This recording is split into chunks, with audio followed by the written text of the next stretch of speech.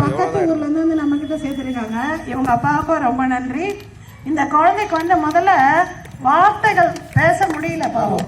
இப்ப பாத்தீங்கன்னா அவன் இங்கிலீஷ் தமிழ் ரெண்டுமே தைரியமா பேசுறான். அவருங்க அப்பா சந்தோஷம்